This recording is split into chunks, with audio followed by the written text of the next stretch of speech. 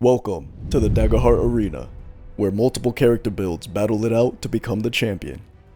Darringtonpress is hard at work adding a bunch of new content. My previous video showcased the Brawler and Warlock. Now let's put the other new classes into the arena. This episode is Assassin versus Witch. The Assassin can deal high single target damage. Its class feature, called Ambush, is a worse version of the Rogue's sneak attack. While the Rogue gets bonus damage with any ranged weapon by simply having an ally adjacent to target, the Assassin has to start its turn at a distance from the target, move into melee range, spend a stress, and target must fail a reaction roll in order to achieve bonus damage. So an adversary can intentionally stay in your melee range to prevent you from using your class feature.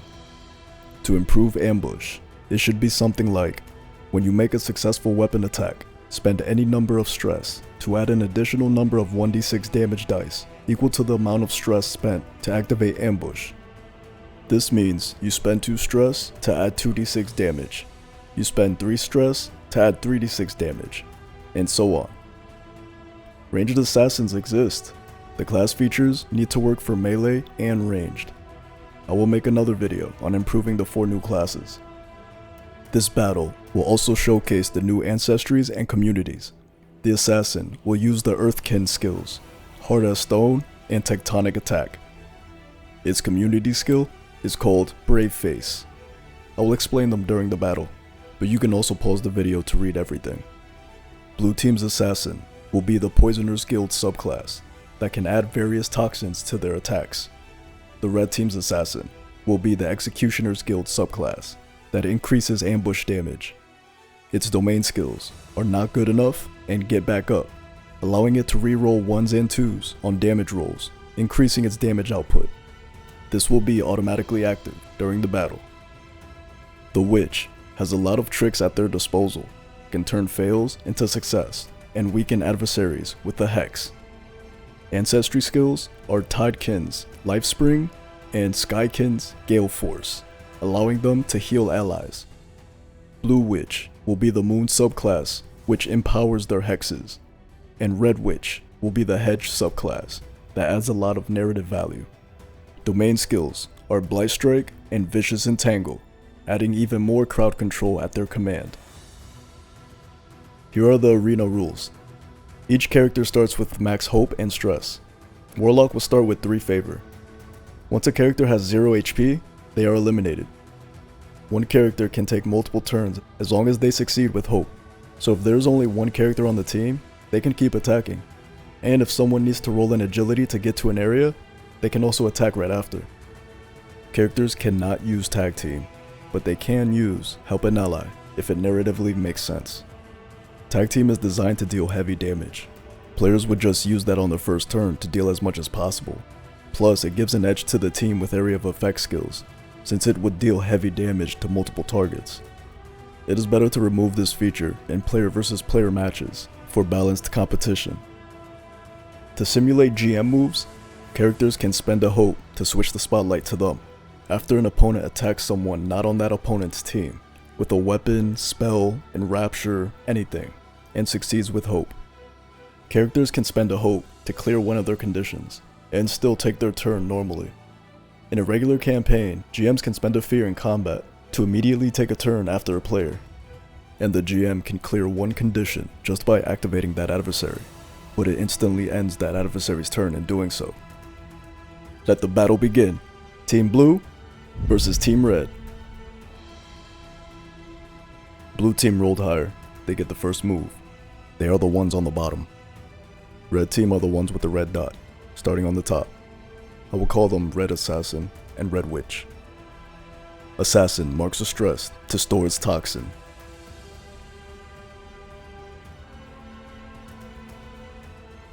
And takes cover behind the rock. The Witch follows behind. The large rocks are all 20 feet high, and characters cannot land on them. Since both teams move 30 feet, close range, and there's no immediate threat in that area, I'm not going to have them make an agility roll for that. Witch runs up to get vision.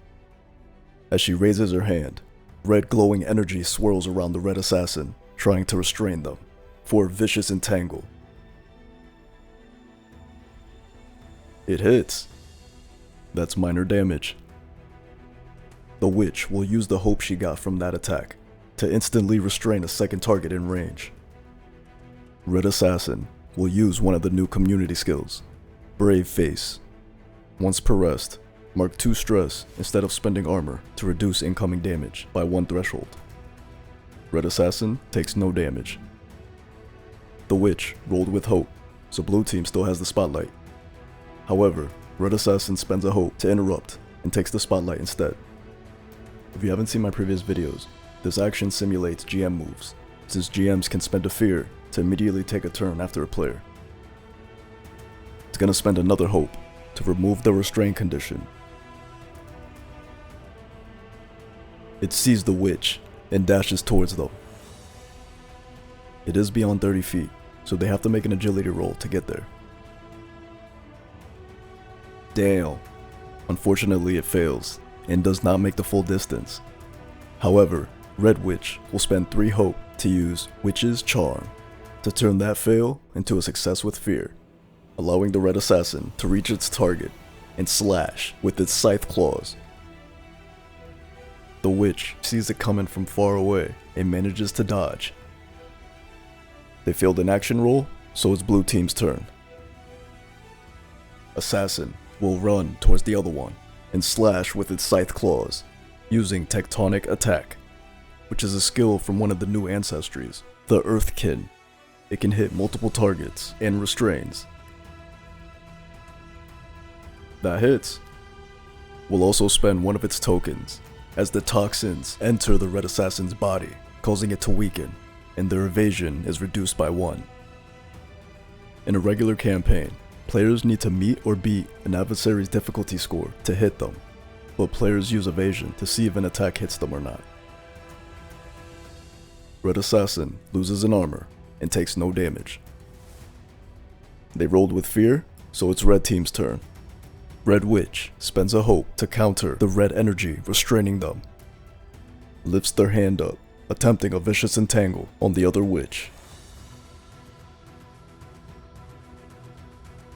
That hits. We'll use that hope to restrain a second target. Uses an armor and loses 1 HP.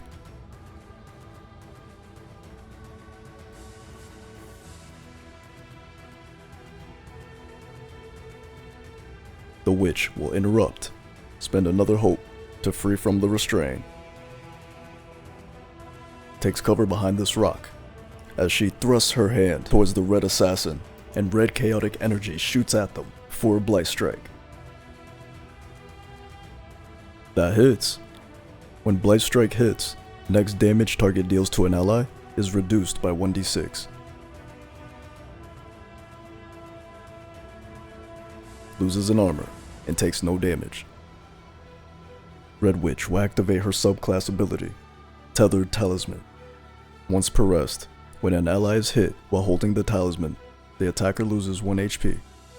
And since armor states that they're used when you take damage, then it sounds like they cannot reduce this, because this skill doesn't deal damage, they just instantly lose 1 HP. Now it's red team's turn. Red assassin will spend a hope to clear its condition, and run towards the witch with the claw slash. Since it moved into melee range, it will mark a stress to use ambush. Target must make a reaction roll or take additional damage. That's a fail. The red assassin has the subclass Executioner's Guild, which has a skill that its first successful attack deals double damage. With the additional ambush damage, that's a total of 6. Double that to 12 damage. That is major. The witch uses an armor and loses 1 HP.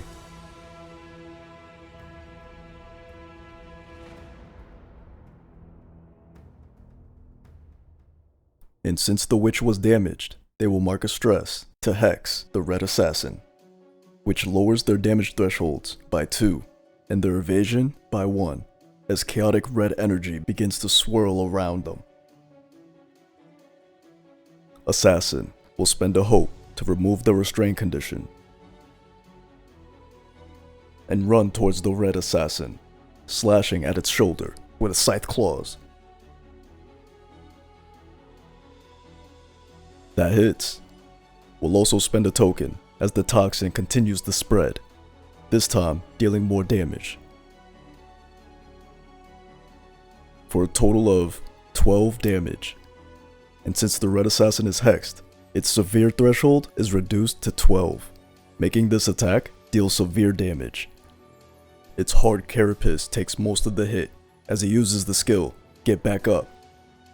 When it takes severe damage, you can mark a stress to reduce the damage threshold by 1, turning that into major damage instead. We'll also spend an armor and lose 1 HP.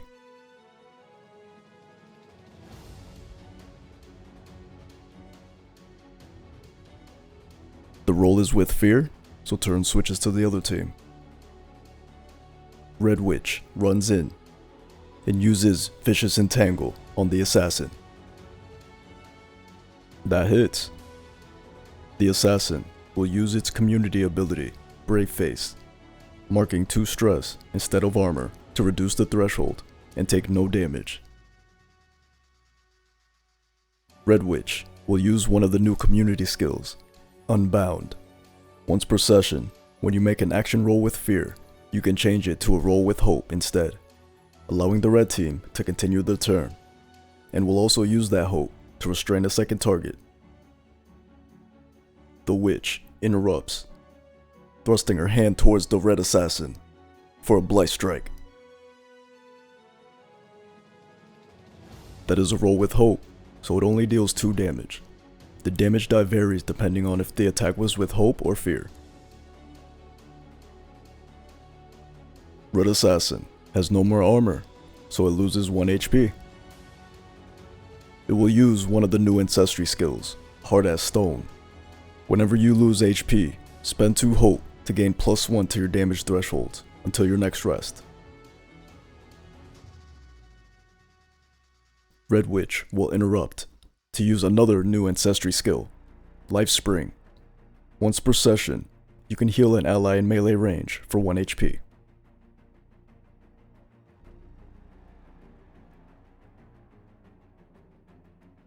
Then, they will thrust their hands towards the witch for a blight strike. That hits. And since it's with fear, that's the second damage number of 7 damage. The witch will use an armor and lose 1 HP.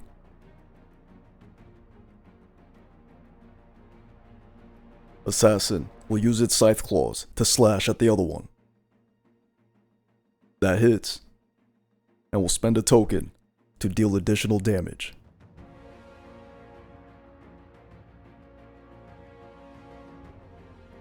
For a total of 15 damage. That's severe damage. Red Assassin will use its hard carapace to take most of the hit, using the skill Get Back Up, reducing the damage to major. Has no more armor left, so they take 2 HP. Because they were damaged, Red Witch will mark a stress to hex the assassin, which lowers their damage thresholds by 2 and their evasion by 1. Red Assassin gets in position to attack both enemies as the spikes on its body shoot out with immense force using Tectonic Attack. And it hits both targets. They each lose an armor and take no damage, but are both restrained.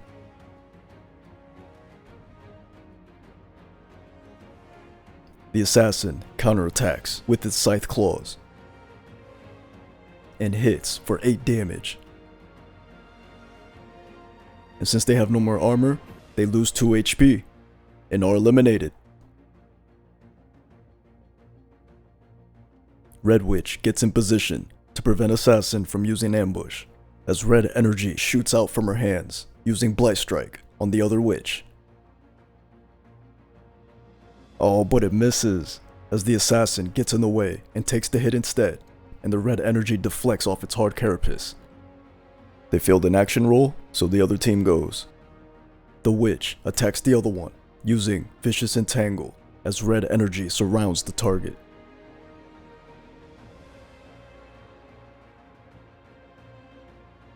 Uses an armor, and takes no damage.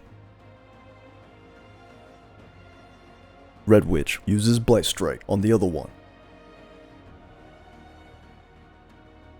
Has no more armor left.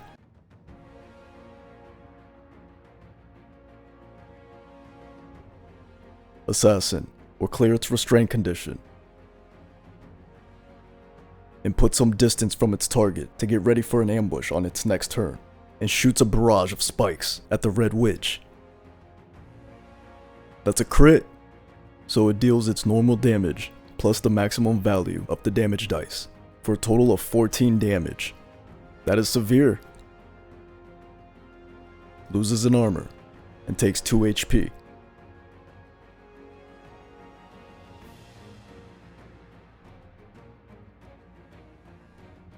Red Witch interrupts.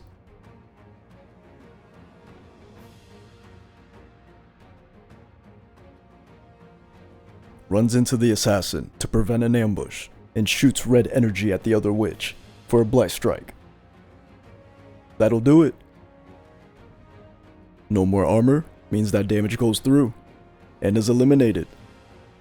It is now 1-on-1. Assassin will slash at the red witch's back. Uses an armor and takes no damage. The roll is with hope, so Assassin still has the spotlight, and Red Witch has no more hope to interrupt. So Assassin slashes with both claws, using Tectonic Attack. And will spend a token as the toxins begin to corrupt the target's body, increasing the damage to a total of 10. Uses an armor and loses 1 HP. Red Witch tries to restrain the assassin with a Vicious Entangle.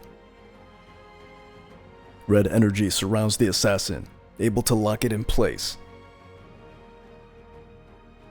Since it is hexed, that is major damage.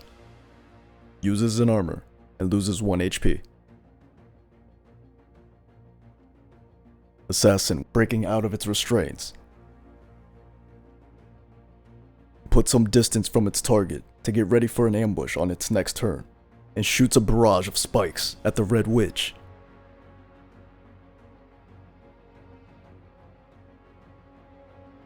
No more armor, which means the damage fully goes through. Red Witch uses Vicious Entangle on the assassin.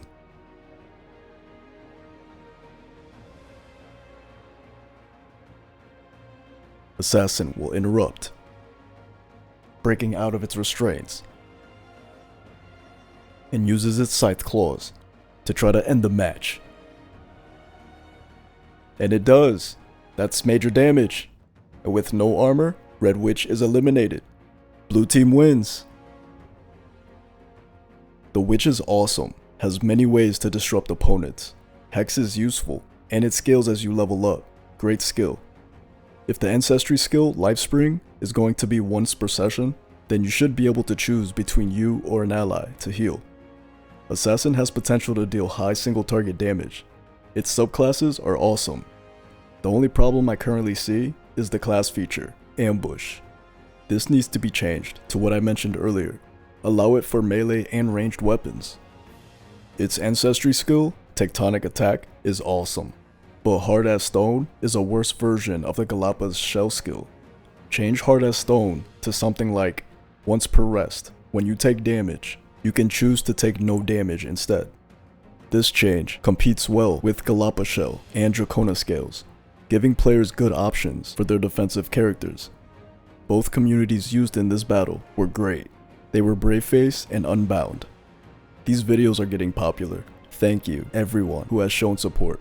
If you have a request for a battle scenario, then comment below. Thank you for watching, thank you for subscribing, and until next time, peace.